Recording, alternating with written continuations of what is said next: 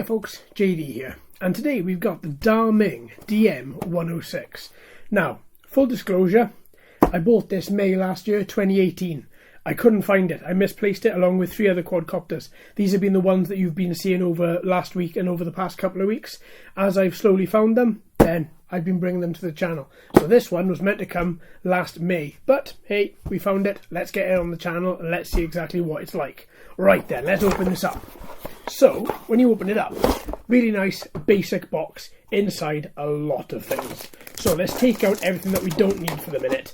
We'll concentrate on the bits that we do need, and then we will talk about the rest of them as we go on. So, there's everything. I quite like the way this was packaged. Quite simply, in a brown box, that was it.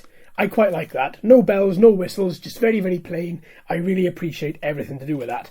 And this is the quadcopter. So it looks like a Syma X5C clone. It's very light. It comes in with its battery at 120 grams, so it's under the 250 gram weight limit. We've got these nice split propellers. I really like those. It's very nice to fit, very easy to fit into a bag. You haven't really got to worry about them snapping, quite simply because, well, they bend. And they are 2 halves which equal 1 whole, and that's it. Very easy to replace, very easy to maintain, and actually are generally pretty good in flight as well, as long as the motors are powerful enough to keep the 2 propellers open, and that's just centrifugal force. Right, so as we've got the front of the quadcopter, let's go through everything that we normally would. So underneath here we have a very nice sort of lip to the front of the quad. It's candy red, very, very shocking candy red. As we work our way to the back, we've got quite simply a little insignia that says, I don't know how well you can see that because of the light, says drone, and that is it. Then as we work our way to the back, we have the battery bay door, and then with a little gentle pull, that comes open. We have a battery that's currently sitting inside here. Now this battery should be a... oh, come on. There we go. This battery should be a 750 milliamp hour 3.7 volt battery. Now the charging time on this is 50 to 70 minutes, which roughly gives you 6 to 8 minutes of flight. Now I'm hoping I'm going to get a little bit more flight out of this, and I'll tell you why a little bit later on. So that's quite handy. The battery bay door flips open. Very easy to put the battery in. Very easy then to close that back up. Quite a nice wide battery bay door to put the battery in. You don't feel as if you're trying to struggle to get everything connected. That's quite easy. Underneath here we have our quick release button towards the back of the quadcopter, towards the front of the quadcopter, and this is where the camera slides on and just clips into place. Now this camera is a 2 megapixel camera, and I know as well as you know, 1, the FPV range is not going to be good, 2, it's going to break up as soon as we start, and 3, the quality isn't going to be excellent. So what I'm going to do is I'm not going to put this on the quadcopter. I'm going to omit this totally, and I'm going to put my run cam under here so we can get some nice quality footage. Likewise, I'll label that in the video as well so you know it's not footage from the standard camera. If you are going to fit the standard camera, then it comes with a little gimbal there, a little shock gimbal, so that you should have should reduce the amount of jello. That's quite nice. I'm going to adapt that and use that on other quads. So just to let you know, that's the camera I'm not going to be using. I've seen one very similar to this a couple of, I think it was last year, well it definitely was last year, that we tried a camera like this and it didn't work. So I'm not going to bother with this at all. But that's the camera that comes with it. Now, and it slots in under here. Your camera connection, your port, your socket is there, along with your on and off slider is there as well. Now, as we're looking at the underneath, let's go through exactly what you see under here. So we have our little bit of aeration under here, and a little bit of covers here, which cover the cogs, so that nothing gets inside there, no grass, no dirt, nothing at all. I quite like that, while leaving a little bit of air, or a little bit of space in there for air to move around. I like that. I like the fact that these motors are going to be aired, and they are going to be hopefully cooled sufficiently enough where they're not going to burn up. You have 2 green LEDs to the bottom, 2 red or orange LEDs to the front and to the back here.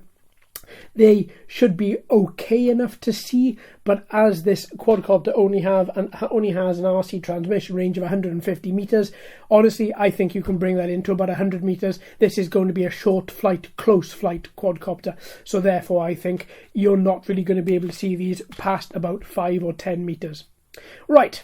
As we're still looking at the bottom here, move up a little bit, we have these 4 brackets here, and these brackets hold on to the landing sprigs which should be in here. Now the landing sprigs just fit in, quite simple. They're in the bag with the propeller guards. Now when you come to fit these, there's only one way they can fit on, and that is with the nice sort of bezeled edge fitting towards the outside. And it should just click into place, and that should give you quite a nice... There we are. It's not that difficult to put in, very, very simple, and it just is effective enough to be used as a landing platform.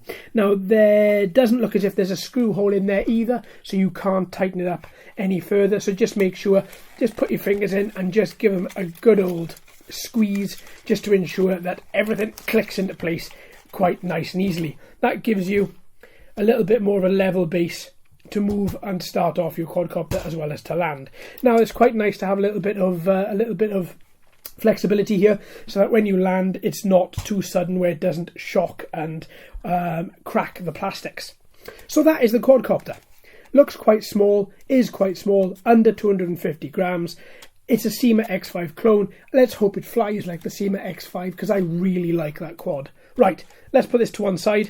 Let's go on to the transmitter. The transmitter itself is most probably, well, one of the best designed transmitter I have seen. Now, I've not used it, obviously, at this point. I don't know how it handles, but just from a design aspect, look at this. Very thin, very nice.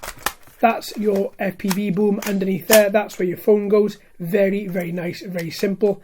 It fits in your hand so nice as well. Look at that. Really is a beautiful looking transmitter, I think. 4 buttons at the top: auto takeoff and landing, emergency stop, record video and take photos. You've also got your speed switch on the left shoulder button. Return to home. Now, because this isn't a GPS quad, if you click return to home, as we've seen in the past, it's just going to come straight back at whichever angle it's at. So if you've turned the quadcopter, and if the quadcopter is side on to you, as soon as you click this, it's going to come directly back to you, not in the way that you're facing. So be very careful with return to home. You've also got headless mode, and also on the last right shoulder button, you've got 3D roll as well. Click, move, and you should then perform 3D flips and 3D rolls. The analogs feel quite nice, the sticks feel quite nice. The right one depresses, the left one doesn't. The left one does go back into the centre, so that lets you know that the quadcopter has got altitude hold. As for the back, you have got batteries that need to go in here. Let me see if I can actually open this. Yep, 2 AAA batteries. Yep, 2 AAA batteries are fit in the back there. This transmitter does not allow USB charging, so the batteries in the back here have got to be fully charged before you fly this quad. Now, one thing that I want to see as well, and that is, yep, 1, I thought so, that's why I snapped it. 2, yep, fake antennas. Totally fake, do not need them. Why these are still being used, I will never know. Well, I know why. It's just aesthetics, that's all it is. They're not needed, they really annoy me, so off they come. Right, that then means that you have a transmitter which actually has a very nice thin profile, and is going to work very, very nicely, no doubt. So hopefully we're going to see some good results out of this. Whatever happens, I love the design. I think the design is excellent. And you've even got 2 little rubber bungs under there. So when you put it down, it's got a little bit of traction and it doesn't move. A little bit of friction. And I like that a lot. Also included in this pack, you have your USB charger, as well as 2 spare propellers. 2 spare propellers, as well as a screwdriver. And you also have 4 propeller guards and a bunch of screws there as well. Also then, let's put the camera away because I'm not going to be using that. Also then, you have the app operating instructions and how to get your application should you want to use the camera, and also how to use the application as well. This little manual goes into a little bit of detail. It is bilingual. And then likewise we have the manual, which just looks a little bit like that. Very, very plain, very, very basic. Goes into enough information. What the transmitter does, what the quadcopter does, how many batteries you need, how to charge your quadcopter, as well as how to get it to fly, how to take it off, as well as then flying control and fine-tuning your quad, as well as troubleshooting here, frequently asked questions in the little grid towards the back. So that should get you up and operational. Now, the next question I have, folks, is what is this quadcopter like? Is it going to fly well? Is it not going to fly well? I think the only way we're going to see exactly what we can expect from this is to actually take it up. So with that, my friends, thanks for watching. Hope you've enjoyed. I've been JD. You've been fantastic as always. If you haven't already, please like and subscribe. Hello and welcome to all the new subscribers. I hope you're enjoying the channel. So until next time, my friends, happy flying.